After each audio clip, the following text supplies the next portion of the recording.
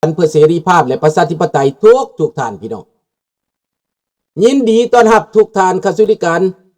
เสียงประชาชนลาว Voice of the Lao People Welcome to everyone bienvenue à tous et à tous ยินดีต้อนรับทุกท่านสวัสดีครับสบายดีบงชูขอห้องเพลงสั้นเลยเนาะ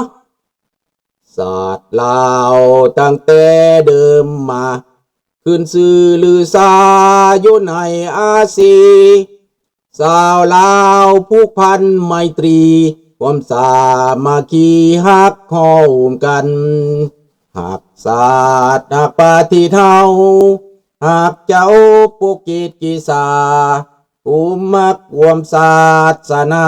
แต่บูหันมาหักษาดินแดนบ่ให้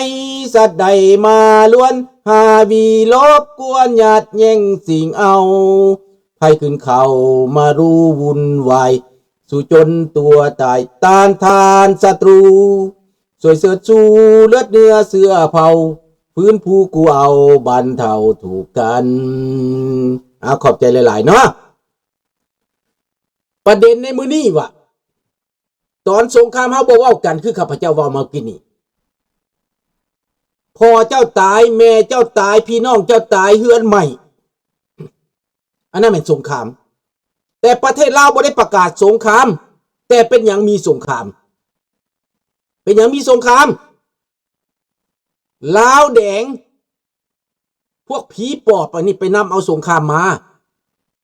ไปเอาลัทธิอุบาทมา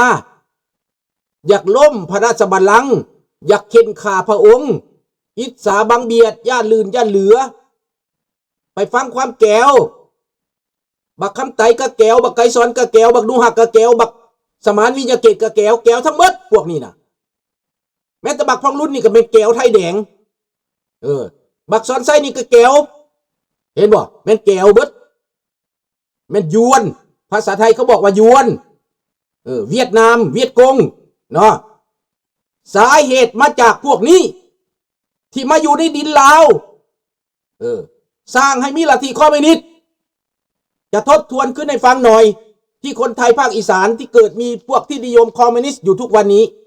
ที่ยังเหลืออยู่นั่นก็มาจากการปลุกปั่นของโฮจิมินห์นี่แหละบ่ได้มาจากการปลุกปั่นของใครหรอกครับเริ่มต้นจากโฮจิมินห์มาอยู่ในบ้านหนองจอกมันมาแผ่พายความคอมมิวนิสต์ลึกๆแล้วมันโฆษณาชวนเชื่อปลุกระดมมวลชนนะพี่น้องคนไทยฟังให้ดีสร้างความแตกแยกในประเทศเกียรติชังระบอบการปกครองยุยงปลุกปั่นอันนี้คือมันกระทำแต่ประเทศไทยก็รอดมาได้แต่ประเทศลาวรอดไม่ได้เป็นหยังคนลาวจะอ่อนแอกว่าคนลาวจะอยู่หน้าด้านกว่า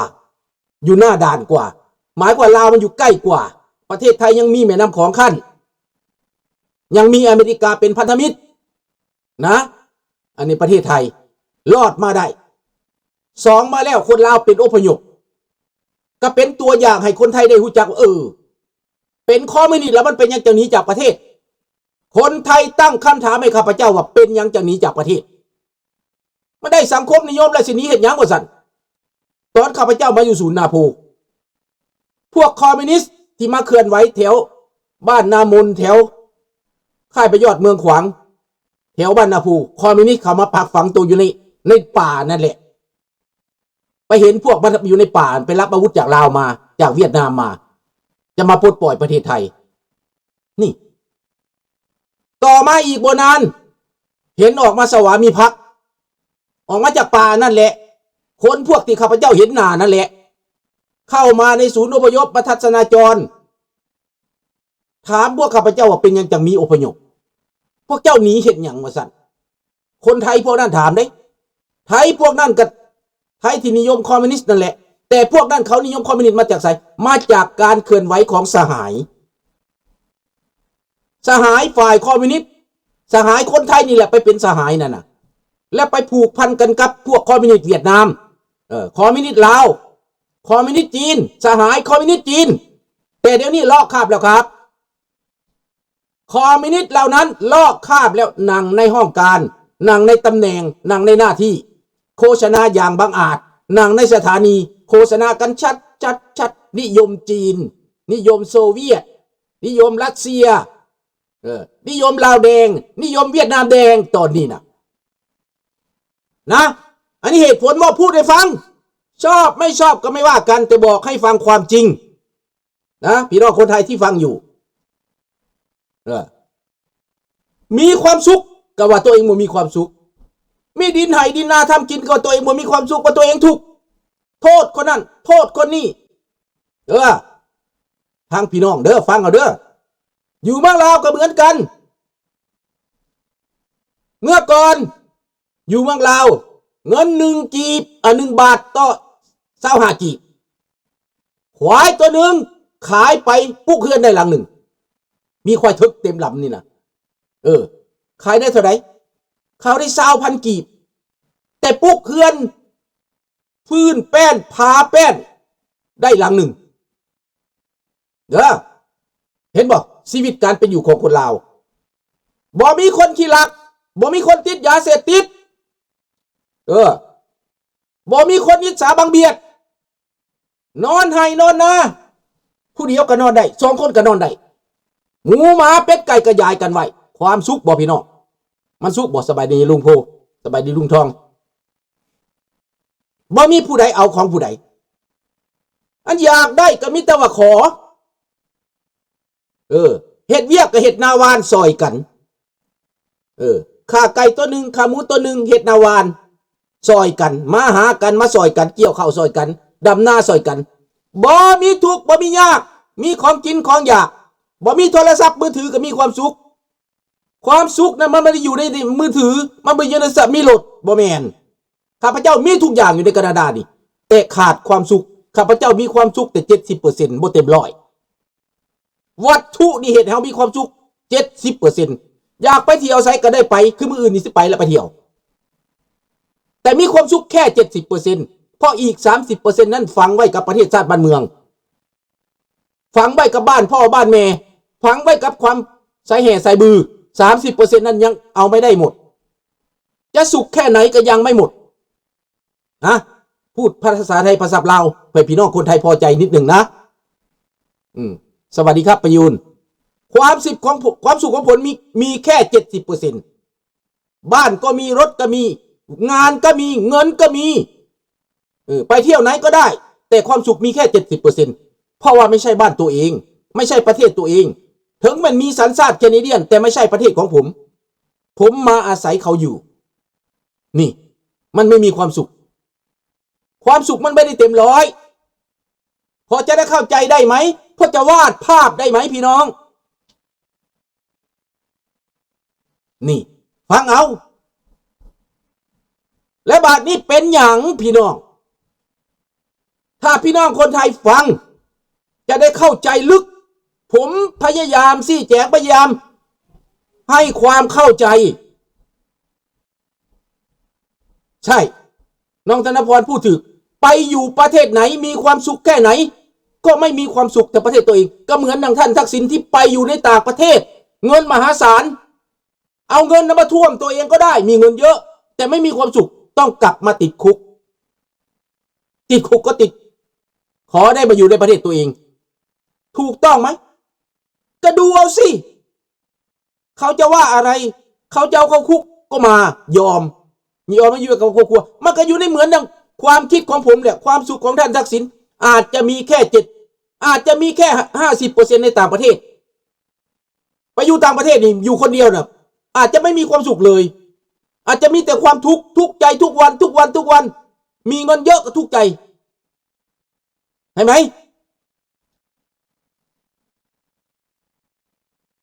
ก็ไม่ใช่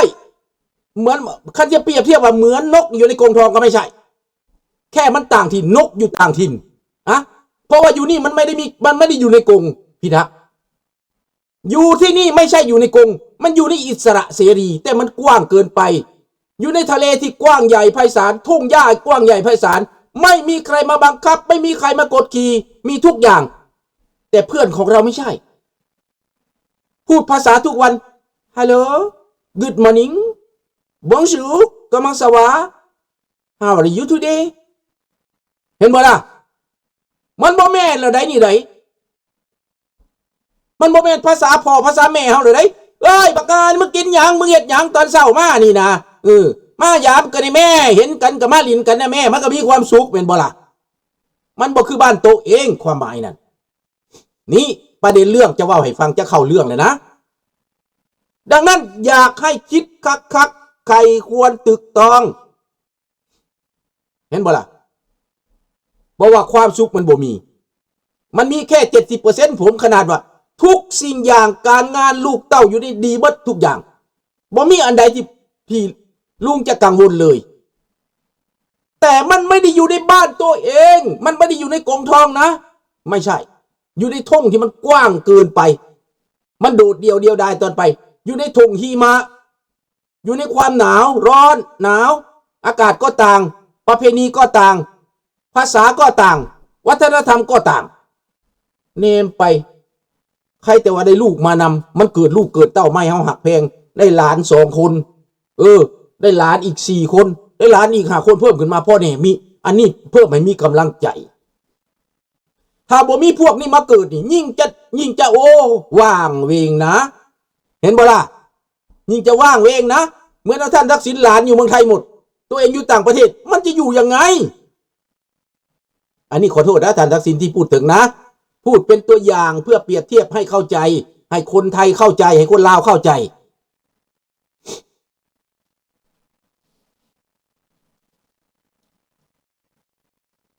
ดังนั้นพี่น้องในเมื่อว่าเป็นหยังคำถามสวัสดีพลเกลาเป็นหยังเขาจังไปสอบลัทธิอุบาทคอมมิวนิสต์นะคือทุกวันนี้นะมันบ่สงบอยู่ในประเทศไทยและประเทศลาวเนี่ยมันมีคนบางพวกไปสอบคอมมิวนิสต์ไปสอบเผด็จการนะพี่น้องแล้วก่อให้มันเกิดสงครามก่อให้มันพิษมันแมนกันขึ้นมาในยุโรปการแย่งดินแดนมีแต่ยูเครนกับรัสเซียเท่านั้น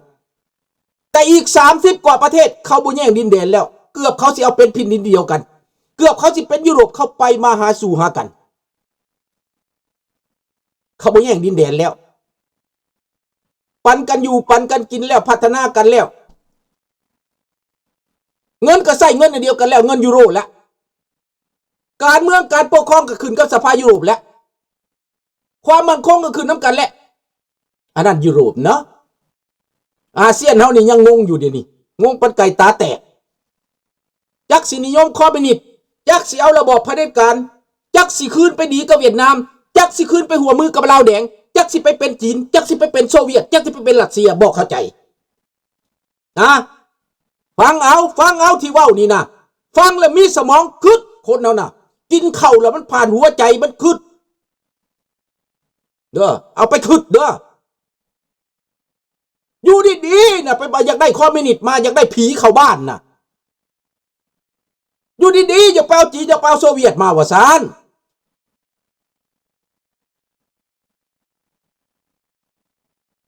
นี่แหละพี่น้อง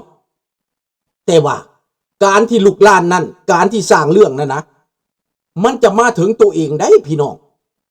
สงครามมันจะมาได้พี่น้องเอ้ยอย่าสิว่ามันบ่มาเด้อพี่น้องข้าพเจ้าเห็นได้ชัดๆว่ามาแน่นอนเด้ไม่ยังหมุนติ้วหมุนติ้วก็ไปรีสตาร์ทตัวของลุงบ่ได้หมุนได้ของลุง100%เด้แม่นของเจ้าและหมุนนะของเจ้าเด้อกันมันหมุนน่ะแม่นเน็ตเจ้าต้องรีสตาร์ทใหม่เปิดใหม่มอดใหม่บางเทื่อเฮาบ่มอดจักเทื่อน่ะมือถือต้องมอด3-4 มื้อ5 มื้อมอดเทื่อนึงรีสตาร์ทให้มันเซตอัพมันอัปเดตใหม่เด้อเอาละพี่น้องประเด็นว่า1975พวกคอมมิวนิสต์ที่ไปอยู่ในป่าน่ะนะพระเจ้าแผ่นดินเมตตาปราณีมาตลอดอย่าไปฆ่าเขาอย่าไปยิงเขาอย่าเด้อว่าสั่นอย่าไปเฮ็ดอย่าไปทิ่มระเบิดใส่เขาเจ้าชีวิตสงสารเด้สงสารพวกที่อยู่ในถ้ำมันนะพระเจ้าพอชีวิตลาวใจดีเด้ถือศาสนาถือศีลเด้เบิ่งแม่พวกเจ้าตักบาตรญาติท่านนั่งตะหมอบตอบขาผู้ไหนเจ้าชีวิตลาวน่ะงงทำไมมอดและเปิดใหม่มามอดและเปิดใหม่ รีสตาร์ทใหม่